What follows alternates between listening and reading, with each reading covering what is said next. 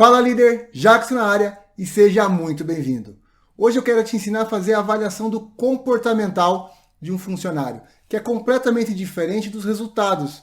Os resultados ou a pessoa atinge a meta ou ela não atinge a meta. É muito tangível, a gente vê todos os meses. O problema começa quando a gente precisa avaliar o comportamento, porque o comportamento depende da nossa interpretação conforme os nossos valores.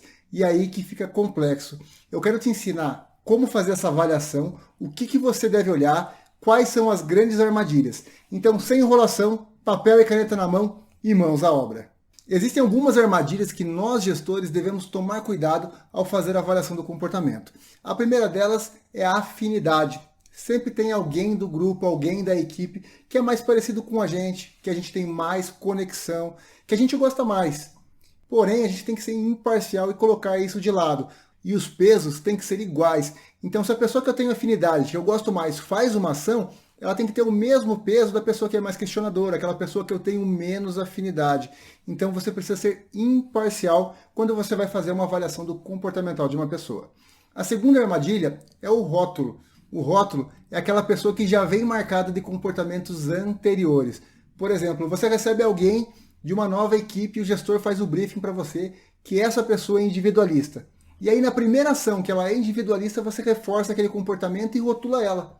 Então toma muito cuidado. Para quê? Para que você deixe a pessoa ter a chance de mostrar para você que ela é diferente do que ela foi rotulada. Às vezes a pessoa ela pode ser individualista num ano e ela toma um feedback muito duro e ela começa a compartilhar no outro ano. E ela vê que isso faz bem e isso reforça o comportamento dela.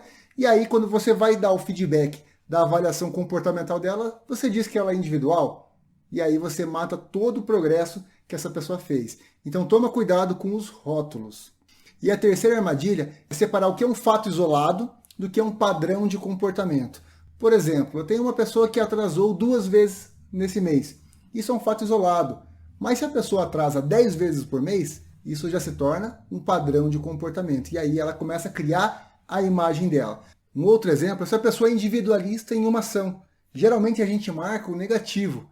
E aí nas outras 2 ações a pessoa ela não é individualista, ela só foi naquela lá e você marca aquele comportamento negativo. Então, se é um padrão de comportamento, você avalia como um padrão de comportamento, como uma característica, como um plano de ação que você deve fazer. Diferente se é uma ação isolada. Se é uma ação isolada, você simplesmente vai dar o feedback, corrige a pessoa na hora e resolve o problema. Não marque ela, não rotule ela como uma pessoa individualista por causa apenas de uma ação. Ainda referente ao pontual e ao padrão de comportamento, existem exceções. As exceções são aqueles comportamentos que ferem a ética, a moral, os valores da sua empresa. Por exemplo, eu peguei a pessoa trapaceando a meta uma vez. Pessoal, isso é inegociável. A pessoa trapaceou, manda embora. Eu peguei a pessoa roubando uma vez. Cara, vai esperar pegar a pessoa roubando 2, 3 vezes para dizer que isso é um padrão de comportamento? Negativo. Pegou a pessoa fazendo coisa errada, que fere o valor, que fere a moral, que fere a ética, manda embora e resolve o problema. Não se faz bons negócios com más pessoas. Não se faz boas equipes com seres humanos ruins. Coloca isso na cabeça. Fez alguma coisa que fere a moral, que fere a ética, faz o desligamento e resolve o problema. Líder, vamos praticar o reconhecimento. Se você está gostando desse vídeo, deixa seu like, deixa seu feedback, sugestões, dúvidas nos comentários e a ajuda máxima que você pode dar para o canal é compartilhando com os gestores que você gosta. A avaliação de resultados, ela é o que, ela é o quanto, ela é o número. É muito tangível, diferente da avaliação do comportamento. A avaliação do comportamento é o como. Como essa pessoa atingiu os resultados? Quais foram as ações que ela fez? Qual foi o caminho que levou ela a esse número? Essa pessoa foi passageira ou essa pessoa foi protagonista dos resultados? Essa pessoa deixou corpos no chão? Essa pessoa fez negociações que não eram sustentáveis? Como que ela entregou esse número? É sustentável esse número que ela entregou? Ela fez ações estruturantes? Deixa eu trazer um exemplo para você. Digamos que uma pessoa ela tinha a meta 100, ela atingiu 110. Porém, ela não fez nenhuma ação, por quê? Porque o mercado veio muito forte e ela conseguiu vender mais, ela conseguiu negociar mais, ela conseguiu fazer mais fretes e aí ela bateu a meta sem fazer nenhuma ação estruturante. Diferente do fulano número 2, que a meta dele era 100, ele fez apenas 90. Mas o mercado dele veio muito ruim, veio muito abaixo, ele fez diversas ações estruturantes, ele colocou um monte de plano de ação para rodar, ele conseguiu mobilizar o time inteiro e o resultado seria muito pior sem as ações dele. E a pergunta que fica, qual comportamento é melhor? Qual funcionário é melhor? Ah, Jackson, quem atingiu a meta? Eu entendo que a meta é extremamente importante, a gente não pode tirar o foco da meta. Mas troca os dois de situação. Quem que teria performado melhor? Quem teve a melhor atitude perante o resultado? Quem foi protagonista e quem foi passageiro? A gente tem que olhar a sustentabilidade. Quando a gente olha comportamento, não é só um número. Se eu colocar essa pessoa na mesma situação no ano que vem, provavelmente a pessoa que entregou o resultado, ela não vai entregar. O comportamento dela não é bom. Diferente da pessoa que tem um comportamento muito bom, se essa pessoa pegar um cenário normal, ela vai explodir a meta. Então, quando a gente olha o comportamento, se pergunte o que essa pessoa fez, quais foram as ações, quais foram os comportamentos que ela teve para atingir o resultado, para atingir a meta. E aí sim você vai saber como avaliar o comportamento de forma adequada. Fica muito mais fácil, inclusive, para quando você for dar o feedback. Olha só, você foi bem na parte comportamental, porque você colocou essa ação para rodar, colocou mais aquela ação para rodar, você mobilizou o time, acompanhou o resultado, fez o reporte, trouxe a sugestão de melhoria. Cara, isso é comportamento, mesmo não atingindo o resultado. Para você que procura se desenvolver um gestor de alta performance, eu criei um curso completo de liderança chamado Metodologia Seed. Seed vem de semente. Uma boa semente é igual a uma boa liderança. Ela se desenvolve, ela cresce e ela dá frutos. Mas também é de saber o seu papel, entregar resultados, evoluir processos e desenvolver times.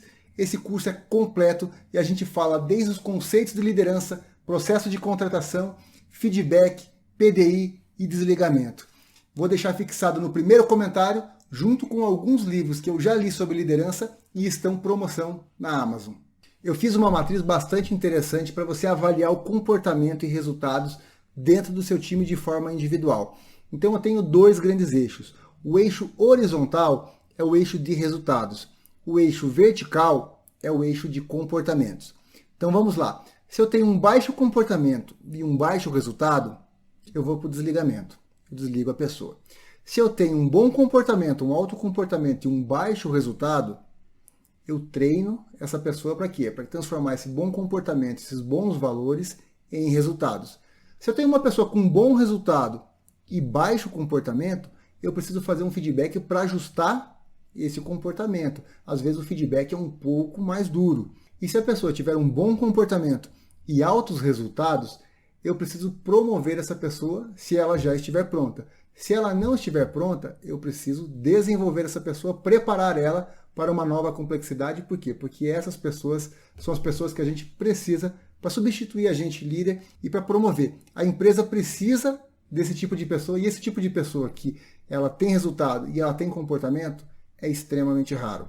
Líder, precisamos tomar cuidado para que um fato isolado não se transforme em um padrão de comportamento. E como que isso acontece? Quando a gente não dá feedback. Porque acontece uma vez, quando vai acontecer a segunda vez, você não quer dar o feedback, por quê? Porque da primeira vez você não deu. E aí você fica incongruente, você tem medo de receber uma resposta. Poxa, mas eu fiz isso da última vez e não aconteceu nada. Por que você está me falando agora? Então sempre dê o feedback. Feedback é igual ao pão, ou seja, quando é quente é melhor. Então quando acontece alguma coisa, você conseguiu esfriar a cabeça, já vai lá e posiciona a pessoa, dá o feedback. Lembrando que comportamento, o feedback não é afirmativo. Sempre comece com perguntas. Pergunta o que aconteceu, como que aconteceu, qual que era a intenção. Se você não sabe como dar um feedback difícil, eu vou deixar na descrição do vídeo e no card à direita. Se conteúdo de liderança faz sentido para você, o nosso canal tem vídeo toda quarta-feira às 18 horas e 1 minuto. Vídeos de qualidade com técnicas e ferramentas aplicáveis no dia a dia. Venha fazer parte da família de líderes que se desenvolve. Se inscreva no canal, ative as notificações para você não perder nada. E se você quiser conteúdos rápidos, siga a gente na rede social do Instagram e do Facebook. Um forte abraço e te vejo em breve.